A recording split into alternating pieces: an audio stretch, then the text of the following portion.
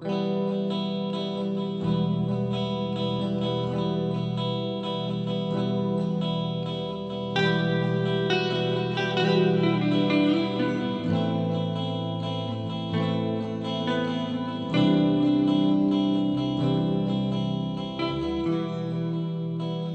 Rebecca Lavoie. Welcome to the Undisclosed Addendum. Today we're talking about Tom, episode 12 of the new season of Undisclosed.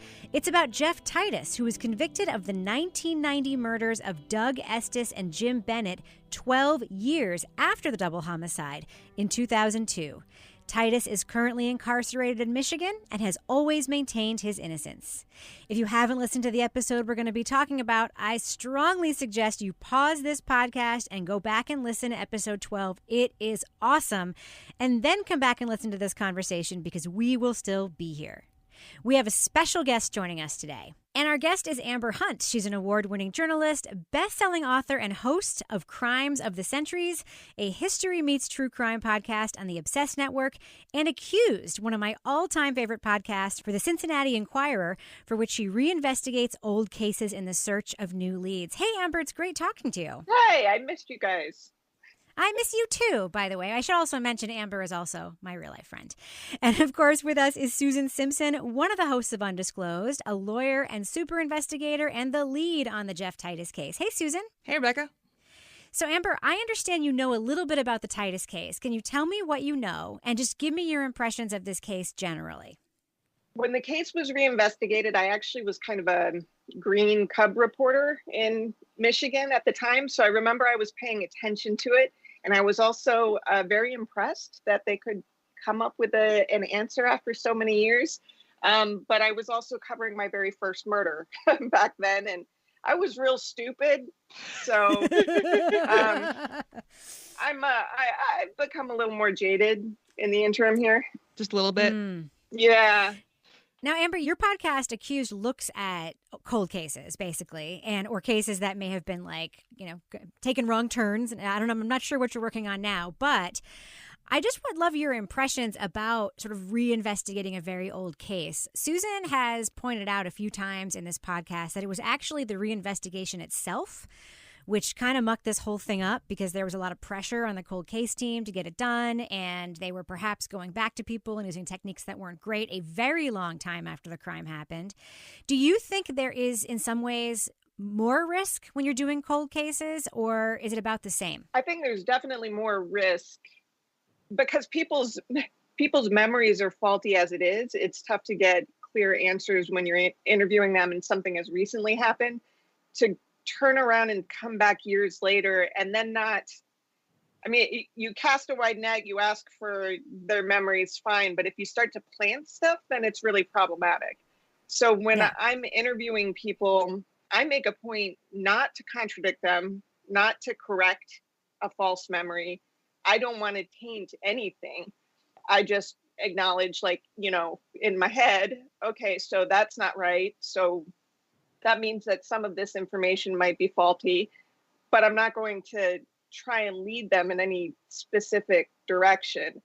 And I think that's really, really important. And it doesn't sound like that was taken into consideration maybe as much as it should have been here. Or not at all, perhaps? Yeah, I'm trying real hard to be diplomatic. Yeah. It is a hard line to walk, though. It's a very difficult line because you don't want to implant stuff, but sometimes you have witnesses you have to question about certain things you found. There's no way to do an interview or learn without to. So you have to find a way to ask that question without risking implanting the memory by doing so. So tricky. So I am researching a new case for Accused, and I'm to the point where I've got thousands of documents I'm reading. My eyes are blurry every night. But I found this one woman who just flat out didn't remember anything that she had told police. So I forwarded her the document, the written statement part. I was comfortable doing that much, does this jog anything? But I wasn't going to say, yes, but in this other report, so-and-so says that you saw this, and, because then I don't know what's real and what isn't anymore. Yeah. The absolute baseline is you can't make them think you want a certain answer. You can, if you have like conflicting information you have to question about, you can do that. But you can't, once you start sort of broadcasting that you're looking for something, they're going to piece that together. And they'll be like, oh, I don't want to not remember, so I'm going to half remember. That sounds right. Yeah, let's go with that. Yeah, it's really not that different from journalism, though, right, Amber? Because that's the same thing. You want to just report. You don't want to report back, and then you have a feedback loop where that's why you don't let sources hear your story before you broadcast your story, right? One time I heard somebody in my newsroom go, well, why don't you just tell me something like blah, blah, blah? And I just about hit the roof because we ethically can't do that. And it would be smart if that line of ethics were adopted in these interrogations with law enforcement. Some witnesses are so easy to lead. You talk to them and you're like, oh my God, if I was unethical and a cop, I could make this one woman say anything. Because people they're helpful. They're not trying to lie, but they don't want to get it wrong. I imagine the type A in schools who are never want to get an answer wrong when they're called on in class. So they'll kind of tell you, not outright, but what they're asking. What should I be saying here? What's the answer? Let me know so I can make sure I get it right. And that's not what I'm trying to do. Let's not do that. And there's no malice in it. There's just that they want to do the best job and help the most they can. But you can see how if a cop was talking to them, oh yeah, that story could come out any way they wanted it to. Yep. It's interesting to me, and I think about this a lot, especially in this case, because this cold case unit was under pressure basically to preserve their own jobs in many ways. Not in many ways. I mean, they were. They said they had to solve this so they could keep their funding. And I think about, putting the state of journalism aside right now, I think about how, full disclosure, some long form pieces parts of them are pre-written before you've done certain interviews. So you might have paragraphs that say, quote from somebody here, and you might be thinking they might say something else. But the bottom line is, if you talk to them and they don't say that, you got to change your story. You can't, right. You can't you write, that's how magazine articles are written, for instance. They're sort of blocked out and framed sometimes before you do even a single interview, but you have to change it. And the pressure isn't there ostensibly, because if you have a good editor, that's what they would want you to do. And that seems to be where this breaks, because it's both the time pressure and, as we've talked about many times before, in the criminal justice system, they want the win, right? Right.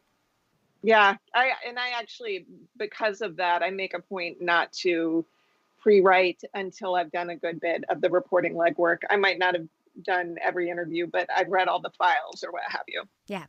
But yeah. So, Susan, for full disclosure, I loved this episode that we're talking about this week because it takes on two of my favorite subjects, serial killers and the mythology around serial killers. Well, it's so interesting too, Rebecca, because it was probably the most true crimey episode I think I've ever written, or the most traditional format true crimey, if that makes sense. Well, and I know I think Rebecca's a super huge fan of profiling. Huge. Oh, yes. It's the best, isn't it? It's a real science. It was so funny because let's talk about that. The FBI profile. Remind me first how the FBI got involved to begin with. So Workema, the detective who was on the case the longest and was still on it by the end, he went to the FBI for help. I think it was actually the local FBI office near Kalamazoo. And they're like, let's go to the behavioral science unit in Quantico, Virginia, and get their input. So they send all the files, and they send a little checklist over. The cold case team fills out a checklist about Jeff Titus based on their impressions of his personality and fill it out for him, send it along with it. And then the whole cold case team, including one of the guys who'd gotten kicked off because they wanted to have him there as well, because he was friends with another detective who was there. They go down to Quantico, they sit around a table with all the PhDs, and in the end, the FBI is like, yeah, this is your guy. He fits the profile. Titus is. Because I said yes to everything that you asked me questions about, right? They're sort of victims of the same thing. So let's talk about the profile that they came up with for the killer in this case, because like you said in the podcast, I knew exactly what it was going to say before you even listed the things. An intelligent loner white male with hunting experience and a job.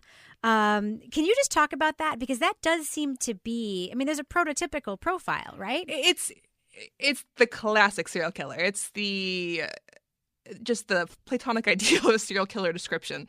And in the end, a lot of it actually was right, which is not surprising, because this profile is really just kind of like like a best guess. Like, here's what we know is often the case. Let's say that is the case here. So statistically, You're probably going to come out okay, but that doesn't mean that the profile itself had any sort of special insight, because it probably did not.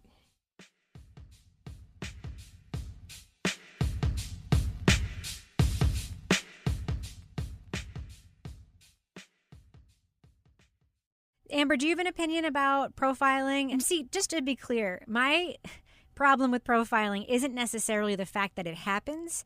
It's how it's characterized. I don't like that it has been broadcast and basically branded to be this crime-solving tool when that doesn't seem to be why it was invented or what it's actually used for.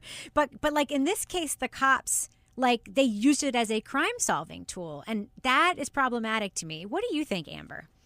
I'm kind of in the same boat. I look at it sort of the same way I look at lie detector tests. It might be a useful tool, and I wouldn't discourage somebody from, asking about it. But I would also keep in mind that it could be 100% wrong, because it's really like based on statistics and likelihood, and that's fine. But the outliers exist. So you can't close your mind and just assume, okay, well, then this is our guy. I did find that a little concerning in the episode, that it went from, he's got an alibi, so he can't do, to FBI says it's him, so it must be. Well, Amber, according to the cold case team, the FBI actually said, look at this photo of him. His face looks guilty. So that is facts. Yeah, solid evidence. Yes, he looks the part.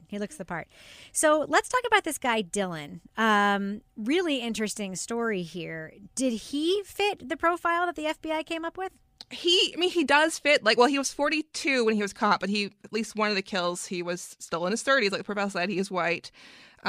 He did have a 9-to-5 job Monday to Friday. He had a wife. He was in fact a loner. He was above average intelligence, kind of what you expect. And this is why I don't like profiling, because to me it's indistinguishable from common sense. Like, you look at this case, like, you're gonna, like, anyone with half a mind can be like, okay, here's probably what we're looking at. There's nothing special or helpful about it. It's a place to start. You're probably not going to look for someone who was wildly different from, like, those characteristics. But, of course, how do you define wildly different? Really what mattered here in this case, what solved the case, was when Richard Fry, his friend, saw it and realized the pattern fit what Dylan had told him he would do if he wanted to do murders. Which isn't really a profile at all. It's just him stating what he would do. Then it does happen. He's like, let's put one on together. Like, yeah, it could be Dylan. Yeah, I was really interested on this, like, sting operation that they put in place following Dylan around.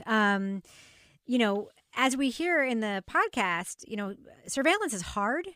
And I think that we are often, again, trained to think it's easy, but they point out in the country it's especially hard. But really the ethical thing here, because they watched him do things that weren't great, and they were, like, kind of waiting for him to do what exactly? Actually kill somebody? They were mostly watching him, one, to get evidence, but really it was to make sure he didn't kill anyone else, hopefully. Because at that point they actually had no evidence. They didn't have anything. Really. He looked really suspicious. He, kind of fit what they were looking for. But in terms of evidence, they didn't have anything. They couldn't arrest him for that. They couldn't make a move. They were scared to interrogate him because he might be tipped off and, like, change his profile or whatever, change his habits. So really a lot of surveillance was like, okay, we really think it's him. We got no evidence. Let's make sure, to the extent we can, he doesn't kill anyone else while we're waiting for evidence. But Amber, weren't you struck by the fact that, Jeff Titus, as we've discussed many times in the show, is an odd guy. He does love hunting and killing animals in that frame, but I haven't heard any stories about him just killing animals for fun, pets and so forth. Yeah. And I certainly haven't heard him committing arson. I mean, Amber, doesn't that strike you as like a different kind of person? Yeah, it does. I mean, the guy who will shoot the stray dog just because he can is definitely a different kind of person than the one who goes out and shoots a deer and eats it. What do you think, Susan? There's a thing called the McDonald Triangle, which is discredited. It's not legit, but it is interesting in that it does have a recurring sort of a pattern, and that serial killers are described, this is the outdated version of it, as people who kill animals for fun, do arsons for fun, and are bedwetters, or were bedwetters when they were children. And I don't know about Dylan bedwetting, but at least 2 of those 3 of the triangle here were definitely present, because he did this a lot. He killed thousands of animals. He caused millions of dollars worth of damage and burning barns and other buildings down. He was very destructive. That was his hobby, was like killing and ruining stuff. For Titus, that's how the cold case team tries to describe him a lot. They try to make him out to be this kind of like pathological character. But they're imposing that view on him. It's not actually coming from stuff he's doing. Like, he's a bit strange. He has some odds. He loves hunting, but he's not burning stuff down for fun. In fact, he plays cop for fun. He goes out and tries to find people, like the cows that he saw that were being mistreated. He instantly, gets the authorities involved, reports it, does his own police report to call it in, because it's a crime. So he's, in that respect, he's very, very, very different from Dylan. I would say it's an important PSA, though. If anybody has floated your name as a possible murderer, maybe don't joke that you committed those murders. Yeah, maybe don't do that. Definitely not. Another part of the profiling that has come up that is also not based in, actual data, but just in sort of like anecdotal data, is that serial killers are adopted. Like that's another one. Just FYI, you'll see these things over and over and over again. And, it's not helpful. Nope. For sure. And it certainly discounts the fact that there are, and there have been, and there probably will always be different kinds of serial killers that we're not looking at because of the limitations of this story around the profile. Absolutely. Amber, I think about that all the time. Like, I think about that prolific serial killer in California who, as it turns out, was black. They were looking for basically a young white person for decades. Guess what? And so, like, how many other people are out there who just don't fit this? And so we don't, think to look there. Do you ever think about that? I think, that guy is Samuel Little, and one of his unnamed victims is in my town, and I'm still hoping to figure out who the hell she is. Which he drew one a is that? picture of her. Samuel Little, he killed a bunch of people in a bunch of different states, but there were 2 in Cincinnati. One, they figured out who it was, but the other one, we don't have a name. We just have his drawing and a general description. That's right. And every now and then when I'm feeling slow in my 14 jobs, I hop on and try and see if I can find any mention of a murder that fits that one, but we haven't found it yet. But anyway, yeah, I think about that stuff all the time. Also, it so happens we have this kind of little incestuous true crime world. I am reading a book for Toby Ball's Patreon book club, my co-podcaster. Yes. And I made a point, because I have no spare time, to choose a case that I could also cover for Crimes of the Centuries. Yeah, double dip, man. That's how I roll. So Jane Britton is the case, and she was a 1969 victim near Harvard, and there were all of these great suspects around her, and it ended up being a freaking serial killer. And it's just you can't discount that as a possibility just because somebody ticks all the boxes, and just because statistically it's more likely that it is somebody who knows the victim doesn't make it so, Yeah, Amber, I was hoping you were going to do the Dag Hammarskjöld case. Uh-oh. Which case? The UN Secretary General who was strangely murdered in like the 50s. Yeah, it's a great case. I mean, it's an awful case, but... Yeah, that's true. Yeah. Yeah. I'm starting to get a little crass sounding. I'll add it to my list, though. It's a good one. Yeah. That would be a really good one. So one of the things that was in the profile also, which I got a kick out of, maybe a little bit sadly and darkly, was that this killer was acting out from some kind of inner problem. Yes. No. Yes. That is, you see that a lot in profiles too. And you're like, I mean, like when I demolish a pint of coffee ice cream, like, am I acting out of some, maybe I am, I don't know. But like, no, I'm doing this, I want to. Like, like I'm not doing that behavior because of some inner like turmoil. It's like, I just really want that ice cream. Flash, we do everything out of inner turmoil. Yeah. That's right. So like, it's either right. not. And we or do nothing. everything. Yeah. And we do everything because of our messed up relationship with our parents. But we don't all kill people, right? That's another one, is like another thing that's part of the myth. Bad relationship with his mother. Okay.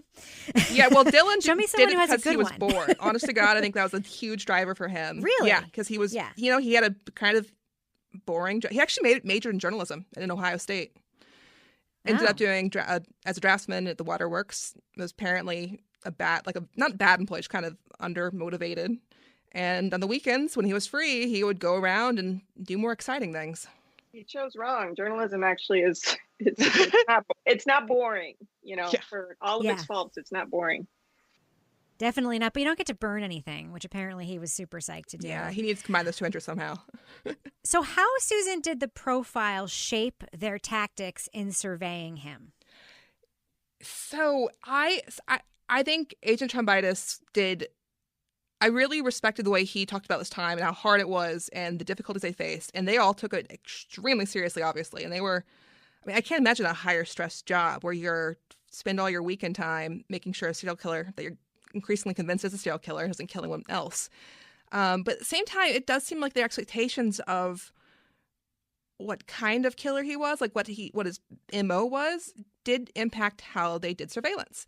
And they often would follow him from like 6 a.m. onwards. And then when he went home towards the late afternoon, they would assume he'd be in for the night because usually they saw he was. Like he would get home, 2 or 3 or something, and then not leave again. There is a good suggestion from the case file that's not always what happened, though. That he did, at least a couple times, actually go out again after. Hopefully, as far as we know, never killed anyone after that, but he was seen, or someone matching his description and his vehicle description was seen watching lone fishermen and hunters hours after surveillance stopped on him. Yeah, I was really surprised to hear that, like, he would just shoot at people and they would, that to me, like broad daylight, right? Like just like sighting people and shooting them. And then that father and son that just ran away somehow and like didn't get shot. Like, what kind of, like, is there a profile, or I want to say the word profile, but is there a, any kind of precedent or other kind of like killers or in cases I might know about where hunters in particular, outdoors people, were targeted? There have been some. I would say for Dylan, I think part of the issue is that he actually was not a good shot, particularly. Yeah. And so and also I'm sure the drinking all the time didn't help either, but he just wasn't that good of a shot. So he had some shots he, made, but he did seem to have quite a few misses, which I think explains the father and son in Jefferson who saw someone like that and was shot at, but they got away. The guy who's shooting that was not between them in the car, so they just kept running backwards and they were fine. But there are other people. It is not for targeting hunters is not a common MO for serial killers. It's not something that's happened a lot that we know of. On the other hand, it's kind of the perfect crime.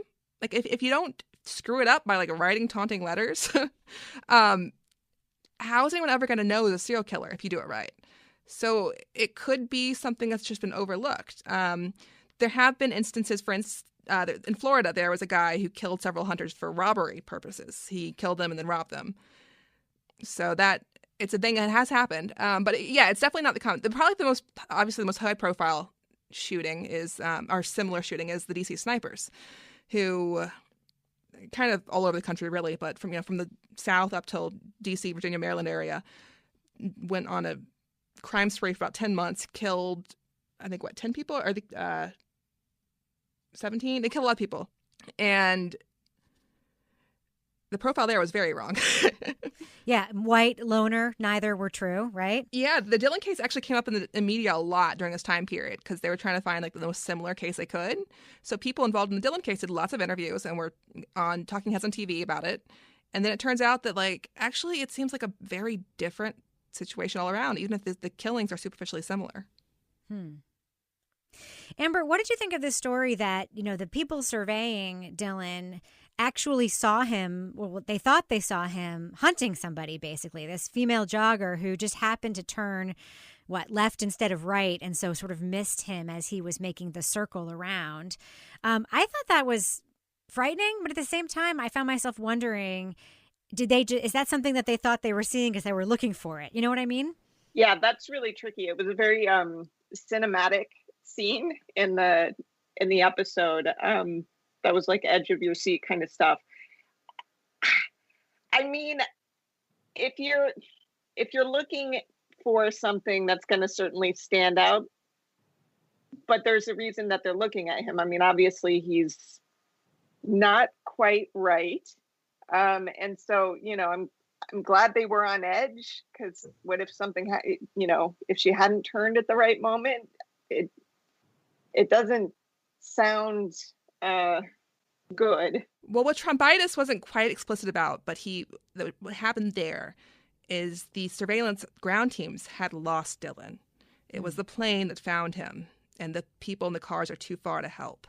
So they're there. The plane is watching this play out and reporting it down, and they cannot stop it at that point. Jeez, that's, yeah.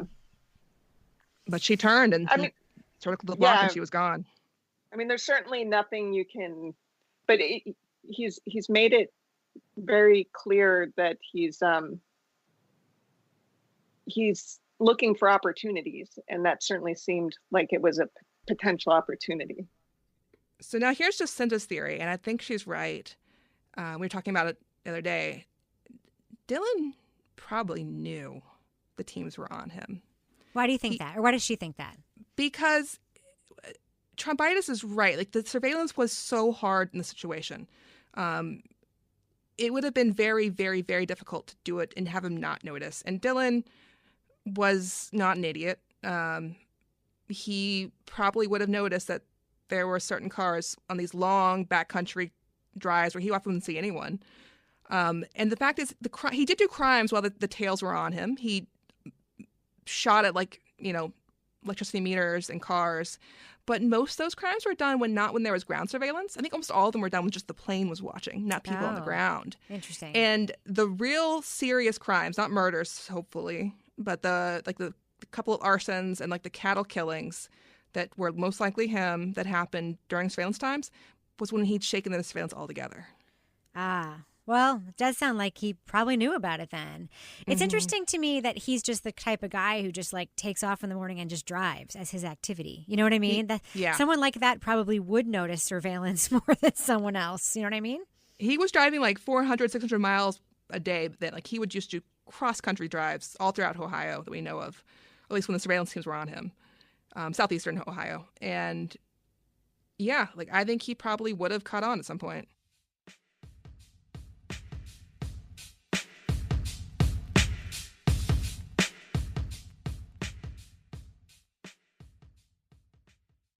So let's talk about the letter, because this is another very cinematic moment. Can you just remind listeners of this podcast what happened with this letter, who solicited it, and how did it come in? So Jamie Paxton was Dylan's youngest victim. He was 21. He was out bow hunting, most likely, or just scouting an area for deer. And he was shot and killed. And there were no clues, nothing to go on. And then a year later, this anonymous letter written on a typewriter comes into the local Belmont County newspaper. And it's a messed up, I put it on my Twitter feed if you want to go see it. It's kind of a messed up letter. It's totally a messed up letter. And the person is saying, "Oh, don't worry that you couldn't solve this crime because I was too clever, ha ha ha." And he is almost not regretful, or kind of feigns regret or sympathy. And he's to Jane Paxton's fiance, he's "Read this poem, it'll make you feel better." And he talks about how he's a serial killer and he can't stop himself.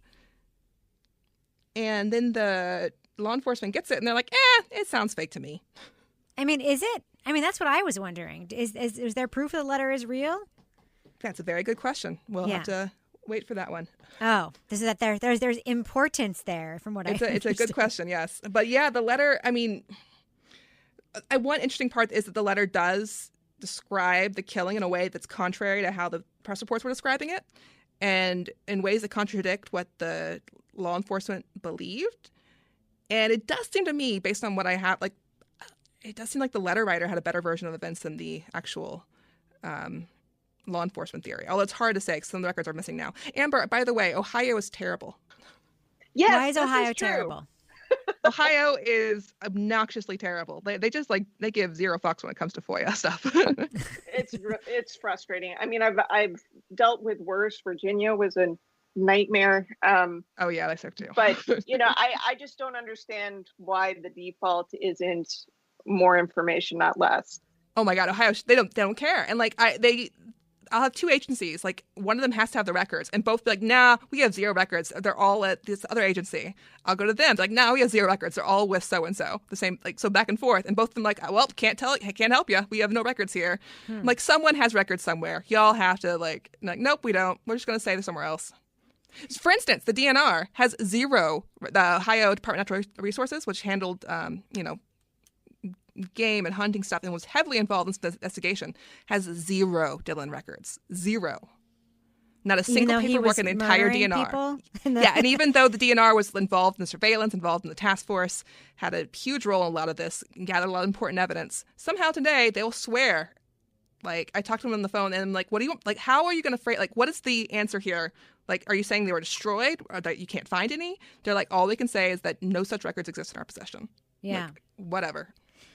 Amber, have you ever come up against this? Because New Hampshire's not great either. And I have often been finding myself wondering, because some of the PIOs or whatever, public information officers in some departments or some agencies will just be really honest with you and say, like, we don't have an employee who can do this, so it's just going to take a really long time because I'm going to be doing it in my spare time between other stuff. So in some cases, there's sort of like an unfunded mandate here. It's the law, but there's no resourcing to actually back up the law, to like make copies, redact things, all the things that have to happen. But in other jurisdictions, it just does seem like the policy is to ignore the statute. Is that what it's like in Ohio, or is it more just sloppy, you guys think? I would say sloppy. I think for them, some of the Ohio agencies that I was talking to actually had people like assigned to this role, and as far as I can tell, their whole job description is to tell people we can't help you. Really? They have people assigned to? Yeah. Well, so there's a case I'm working on right now where a lawyer was looking for some info, so she FOIA'd for it, and they didn't have it, and then they gave her like a partial thing, and then she was slipped the info that she was looking for by like a friend of a friend. So I have seen in this state just straight up bullshit avoidance of the law. Yeah, the Ohio DNR is obviously lying. They obviously have files on Dillon, but not much I can do. If they don't, then they should have some kind of paper trail on what happened to them, because they existed at some point. So they're straight up lying. It's easy. Like, I mean, I'm like filing a lawsuit would be the next step. But beyond that, they can just tell you, sorry, I'm not going to help. And most people are kind of at the mercy of that. Right. Yeah. So I immediately had questions about whether or not the letter was real, but it seems like law enforcement took it seriously, right? Not till initially. When the task force got involved, someone's like, oh, by the way, over in Belmont, we got this letter. And they're like, let's give that a close look. Can y'all send that in for like fingerprinting and whatnot? So then they took it seriously and they pored over it for whatever details they could find. The letter writer actually sent a photocopy of the typewritten letter. So there was not less chance. There was no DNA they didn't test for, but there are no fingerprints or anything. And they just couldn't really find much direct info. Now, a lot of stuff in the letter actually does kind of match up with Dillon in interesting ways. We'll get more into that next episode. But yeah, also the why. If Dillon did write this letter, the why still kind of mystifies me. Not that it matters, but it is strange that Dillon. I mean, he doesn't express remorse. He doesn't seem to feel remorse, but he does take a special interest in Jamie Paxton. I don't believe his story that he was really upset when he learned how young Jamie was. That's obviously. Wasn't he baited? Oh, the mother kept writing letters. She was like, I just want to find your, she was heartbroken and just constantly writing and trying to get attention for the case and get people to look at it. And that seems to have struck something in Dillon. He definitely, after his conviction, he talked to her on the phone a lot. He was, I don't believe a story about remorse, but I do believe, it's clear he had some special interest in Jamie beyond his other victims. And he says it's because he didn't want to kill anyone below the age of 35 or something, but that's BS. You have lived a good long life at exactly. 35. Exactly. Yeah. You've had plenty of time. So you have a note here about Jamie's grave that I'm really curious about. What is going on with that?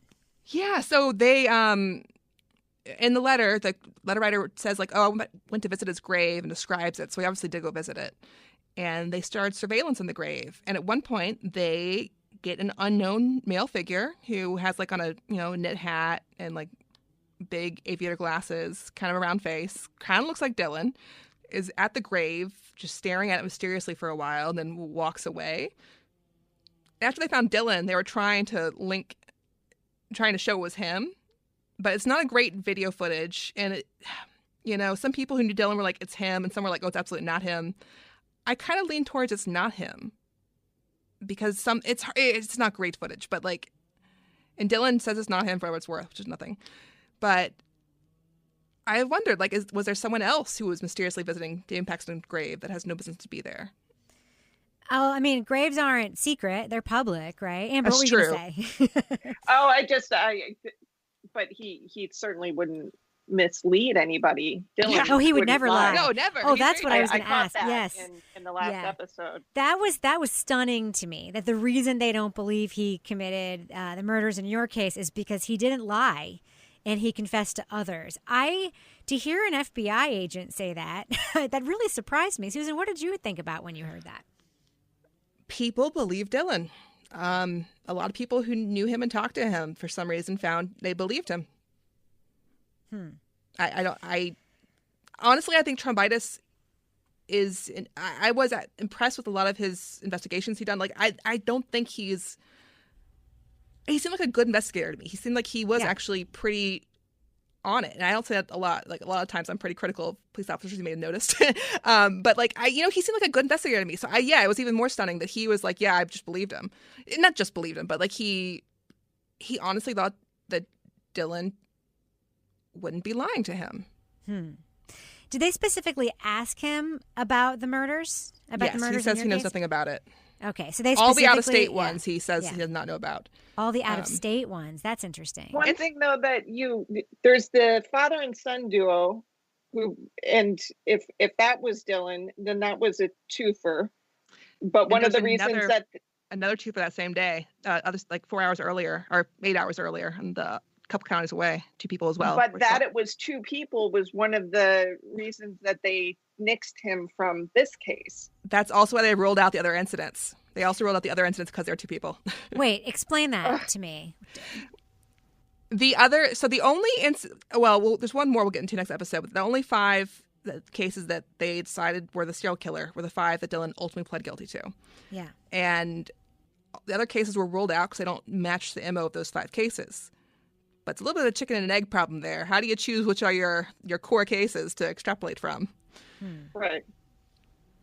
So they were eliminated because they were two people, these other cases? Yes. And the ones, like their core case, they start, like the first 5 they found only involved one person. So they decided the serial killer, before they even knew who Dylan was, they decided the serial killer only attacked people who were alone.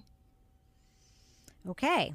Yeah. Well, if that's what you decide, that's what you're going to see, right? That's a theme we get to over and over again. Yeah. Talk to me about this riddle that was called in. So there was, in 91, it's still not clear if it was legit. The law enforcement seemed to think it was, and it might have been. And it wouldn't surprise me if it is legit. Dylan really did do it. But someone called in a riddle to law enforcement, and the only clues were don't cry, and then like 5 words that are blanked out. So like, don't cry, space, space, space, space, space. And then the letters MF, JFK, and WVU. And the riddle ended with, solve this and you'll know my identity. I'm looking at it right now. It's not Don't Cry for Me, Argentina. I know. I tried to make that work. The task force thought for a time that it was a prisoner in a West Virginia prison, and they had some complicated theory for it. Obviously didn't check out. And I've stared at it. I have not spent a ton of time on it because very quickly I was like, okay, this is just the serial killer messing with us. So I have no idea if there's actually a riddle there or not, but maybe someone out there can crack it. Now, as you point out in your notes, Susan, this is a question for Amber. Apparently there are a lot of serial killers in southeastern Ohio specifically. And Ohio in general. Just like, what serial killers are you talking about? I don't think I'm familiar with all of these. Oh my God, all of them. Okay, they're all which there. ones? Go. So in Stark County alone, where Dylan lived, there's at least 4 others. Kenneth Roth, I don't even know the names, but like there's like just waves of serial killers. There's like the 77 killer, 71 killer. It's a lot of serial killers, and like trying to untangle like which crimes are which does not seem possible there. We got a little crap from people who were like, with season 1 of Accused, we had a serial killer episode, and they're like, oh, you're just, sensationalizing this. They had nothing to do with anything. No, dude, there are a lot of serial killers here. There's Nolan Ray George. There's the dude, the Casanova killer that I got a letter from in Florida. Samuel Little was here. All of these. I think there was like an Edward Edwards. Oh yeah, Eddie Edwards. The subject of the If you name your kid that, why would you name your kid that? I promise you, he'll become a serial killer. Yes. But yeah, it's amazing how many here versus other parts of the country. I have a list somewhere. I don't have it memorized, but like when I'm trying to work on this case and find stuff, like it's just impossible to like do searches because you look for one serial killer, you're gonna find 20 others that were active there. It is just an incredible number. Jeffrey Dahmer. Let's see, from Ohio. Robert Bardella. I'm just looking. I just found like you can Google. It's incredible. Edward Edwards. Edward Edwards is that guy that the internet thinks like killed JonBenet Ramsey and a bunch of other people that he could not have killed. It's that guy. He killed everyone. Yeah, there's a great podcast about him called The Clearing, which I really liked. Donald Harvey, Gary Heidnick, Michael Madison. Wow, there are a lot. And Anthony Sowell seems to be the one that everybody is talking about, known as the smelly guy. So what's in your water, Amber? What's going on up there? Well, luckily I'm a transplant. So I've only been here since 2013. I'm trying to make sure my child drinks bottled water.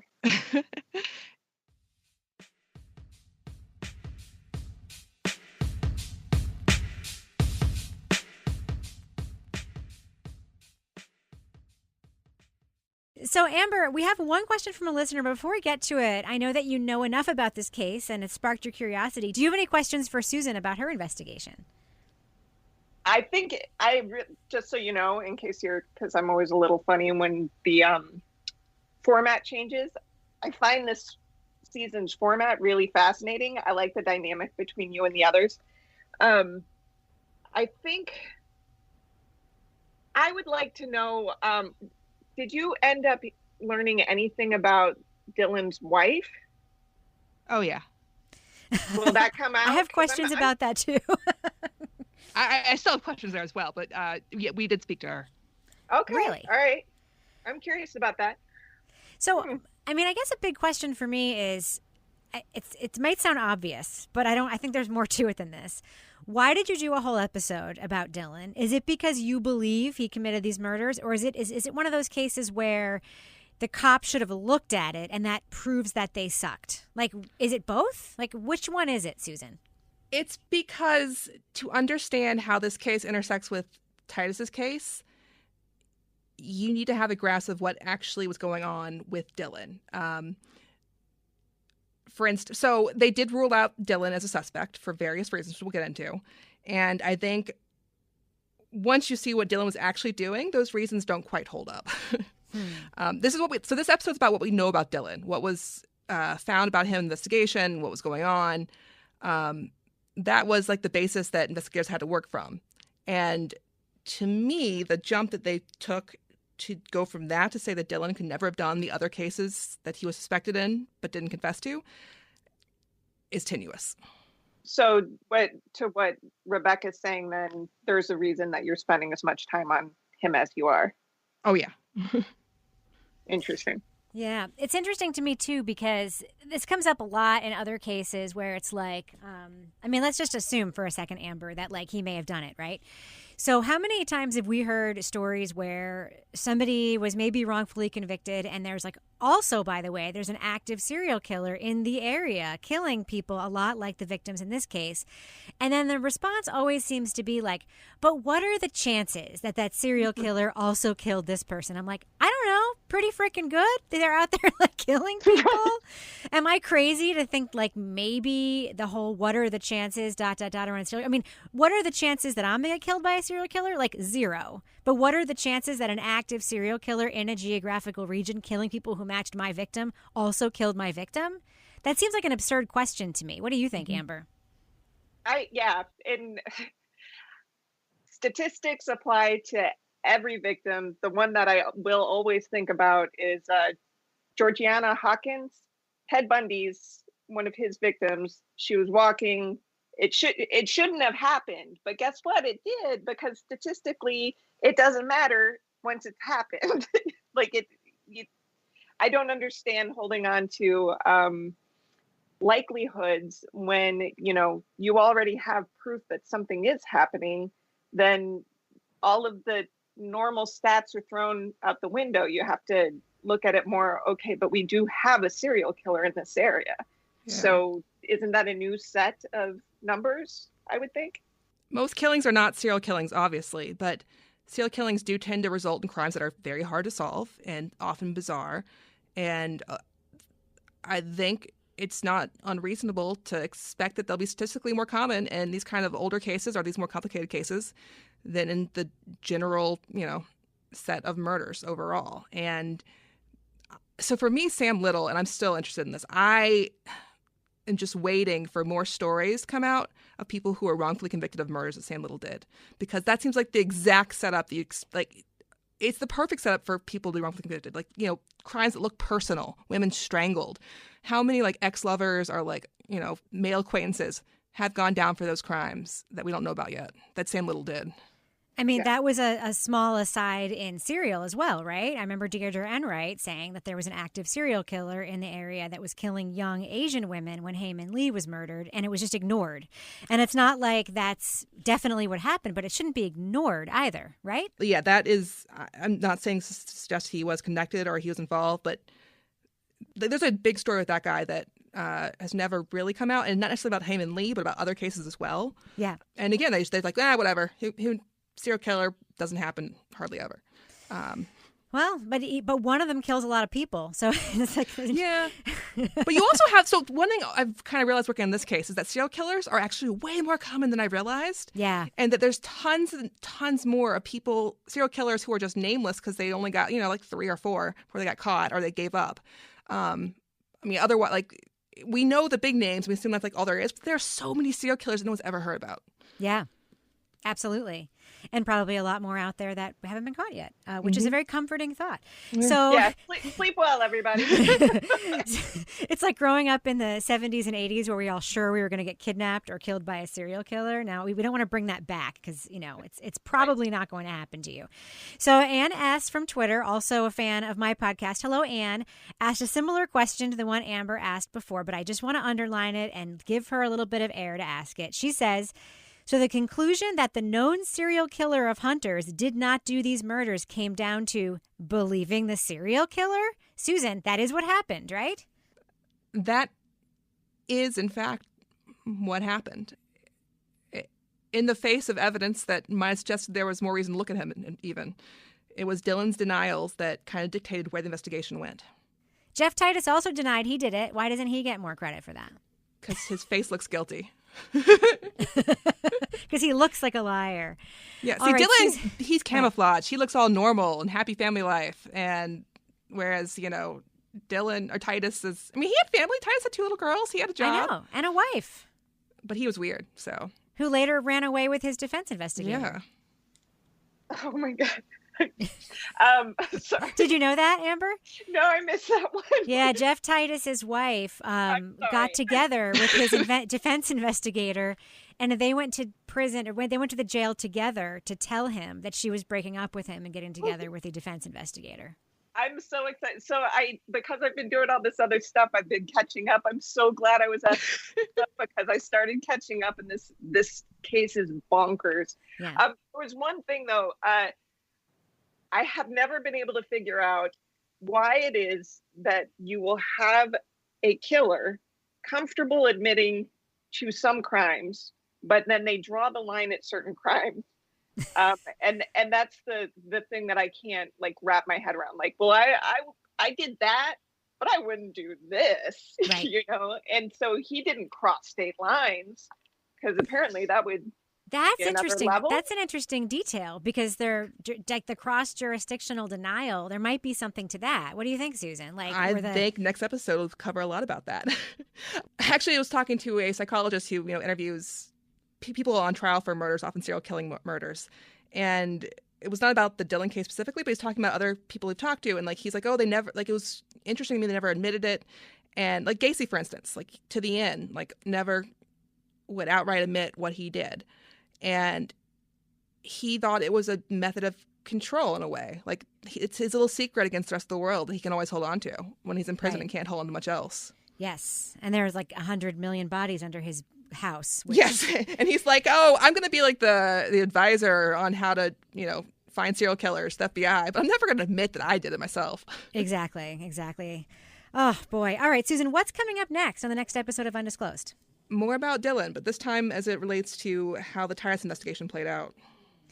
All right. Well, Amber Hunt, it is always a pleasure to talk to you. What should we listen for that you are producing right now? People listening to this podcast can go listen to you doing, like on the podcast app.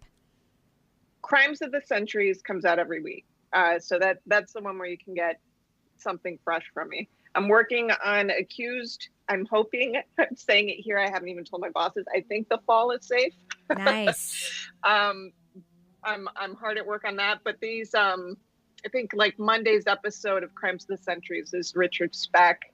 It's just been super fascinating figuring out how these different cases that you might have heard of, but you don't know all the details to, how they ended up really affecting, society and the legal system and all this stuff. I've been having a lot of fun's a light word for investigating murders, but it has been really interesting to research. Well, I'm going to check out the Speck episode. Of course, he was one of the people profiled for the original behavior analysis unit's profiling techniques. If you watched Mindhunter, you get to see Richard Speck in Mindhunter a lot. In my I always have these little like citations at the end, and I was like, and I learned that pretty much everything from Mindhunter is true. Yes. They were spot on. Wasn't Richard Speck the one who read audiobooks in prison too? Was he that one? I don't remember that, but he was the one who had the pet bird. Yeah. And that was real. Wow. All right. Well, Amber Hunt, it's always a pleasure to talk to you. Thank you so much for coming on the Addendum to talk about this case. Thank you for having me. I love talking to you guys. And Susan Simpson, it's always a pleasure to talk to you. I can't wait to hear next week's episode. Thanks, Rebecca.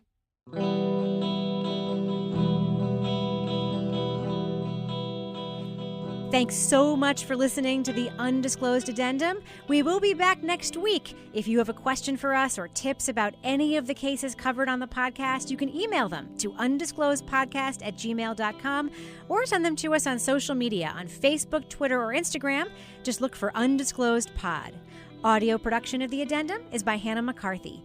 The executive producer of Undisclosed is Mithil Telhan. Follow the show on social media. Do it at Undisclosed Pod. I'm Rebecca Lavoie. If you want to hear more of me, check out my true crime review and pop culture podcast, Crime Writers On. For everyone at Undisclosed, have a great week. Look forward to talking to you again.